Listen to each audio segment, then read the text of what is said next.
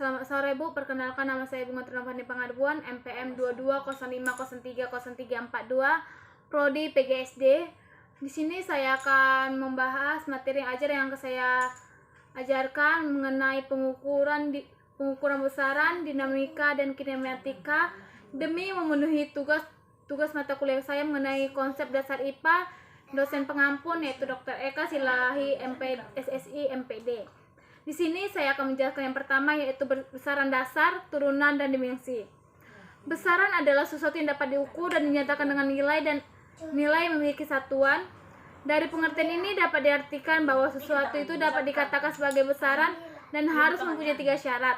Yang pertama dapat dihitung atau diukur, yang kedua dinyatakan dengan angka-angka, yang tiga mempunyai satuan. Besaran pokok. Besaran pokok adalah besaran yang satuannya telah ditetapkan terlebih dahulu. Besaran pokok ada 7 macam, yaitu panjang, massa, waktu, suhu, arus listrik, intensitas cahaya, dan jumlah zat. Besaran pokok mempunyai ciri khusus, antara lain diperoleh dari pengukuran langsung, mempunyai satu satuan atau tidak satuan ganda, dan ditetapkan terlebih dahulu. Besaran turunan. Besaran turunan adalah besaran yang satuannya diturunkan dari besaran pokok. Suatu besaran turunan merupakan perkalian besaran pokok. Satuan besaran turunan itu juga merupakan perkalian dari besaran pokok. Besaran berdasarkan arah dapat dibedakan menjadi 2 macam.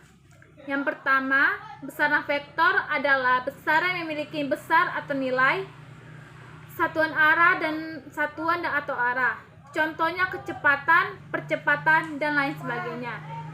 Yang kedua, besaran skalar adalah besaran yang memiliki besar dan satuannya saja tanpa memiliki arah. Contohnya kelajuan, perlajuan, dan lain sebagainya. Yang kedua, kinematika. Kinematika adalah suatu ilmu mengenai gerak relatif dari suatu partikel, perpindahan, percepatan, kecepatan, dan ini ditinjau dalam pembahasan berikut ini. Yang pertama, kerangka acuan. Kerangka acuan adalah suatu perspektif dari suatu sistem diamati. Dalam bidang fisika, suatu kerangka acuan memberikan suatu pusat koordinat relatif terhadap seorang pengamat yang dapat mengukur gerakan dan posisi semua titik yang terhadap dalam suatu sistem.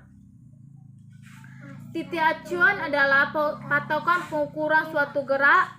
Misalnya, sebuah kereta dikatakan bergerak jika posisinya berubah secara relatif terhadap titik acuan tertentu, seperti tanah, bangunan, atau pepohonan. Yang kedua, pergeseran. Pergeseran adalah pergeseran menggambarkan seberapa jauh benda itu dari titik awalnya. Pergeseran termasuk besaran yang mempunyai besar dan arah, yang disebut besaran vektor yang digambarkan dengan anak panah. Sedangkan besaran yang mempunyai besar tetapi tidak mempunyai arah disebut saklar, massa, dan temperatur. Sebagai contoh, kita bayangkan seseorang yang berjalan ke timur sejauh 50 meter, kemudian berbalik dan berjalan ke arah barat sejauh 20 meter. Jarak total yang ditempuh adalah 70 meter. Sedangkan pergeserannya adalah 30 meter karena orang tersebut sekarang berada pada posisi 30 meter dari titik awal. Kecepatan. Kecepatan rata-rata dan laju rata-rata bisa sama atau berbeda. Sebagai contoh, jarak yang ditempuh orang adalah 50 meter ditambah 20 meter sama dengan 70 meter. Sedangkan pergeseran adalah 30 meter. Misalnya perjalanan tersebut memerlukan waktu 50 sekon. Oleh karena itu, laju rata-ratanya adalah jarak per waktu sama dengan 70 meter per 50 sekon sama dengan 1,4 meter per sekon.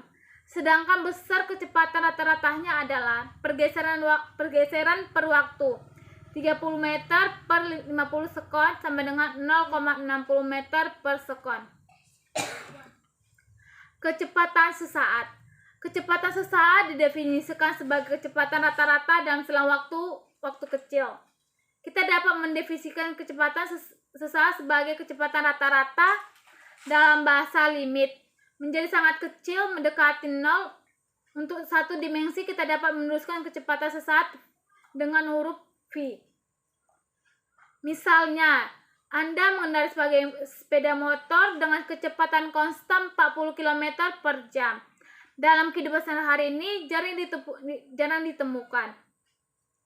Ketika Anda mengendarai sepeda motor, mula-mula dalam keadaan dipercepat sampai 60 km per jam, kemudian pada kecepatan konstan dalam selang waktu berikut diperlambat sampai 20 km per jam. Ketika lalu lintas padat dan dipertahankan selama selang waktu tertentu, akhirnya berhenti ketika mencapai tujuan setelah menempuh perjalanan total 40 km dalam waktu 1 jam. Yang keempat, percepatan. Jika kecepatan benda yang bergerak mengalami perubahan, dikatakan bahwa benda itu dipercepat. Ketika Anda mengendarai sepeda motor atau mobil dengan kecepatan mula-mula 0, kemudian menjadi 60 km per sekon, maka kendaraan Anda mengalami percepatan. Percepatan rata-rata didefinisikan sebagai perubahan kecepatan dibagi dengan waktu yang diperlukan untuk membuat perubahan ini, sehingga percepatan rata-rata sama dengan perubahan kecepatan per waktu yang diperlukan. Gerak dengan kecepatan konstan. Kecepatan konstan adalah gerakan lurus beraturan, di mana kecepatannya dapat berubah-ubah tetapi kecepatannya konstan. Gerakan tersebut dapat juga dipengaruhi oleh hukum gerak Newton yang menjadi dasar mekanik klasik. Contoh gerak dengan percepatan konstan adalah gerakan jatuh bebas. Sebuah benda atau partikel yang berada dalam ketinggian tertentu mula-mula diam, lalu dijatuhkan. Benda bergerak ke bawah karena dapat percepatan gravitasi sebesar G ke arah bawah. Nilai kecepatan konstan adalah rasio perubahan kecepatan terhadap selang waktu. Suatu benda yang memiliki kelajuan konstan, maka kecepatannya akan konstan sehingga percepatan bernilai sama dengan 0. Dinamika gerak. Jenis-jenis gaya. Yang kedua, konsep hukum Newton itu terbagi atas 4, yaitu hukum Newton pertama, hukum Newton kedua, hukum Newton ketiga, dan diagram bebas ganda. Pesawat sederhana. Pesawat sederhana adalah peralatan yang dapat mempermudah kita dalam melakukan usaha. Pesawat sederhana dapat mempermudah melakukan usaha dengan meningkatkan besar gaya yang bekerja pada objek, meningkatkan jarak untuk gaya yang dapat bekerja, mengubah arah gaya yang bekerja.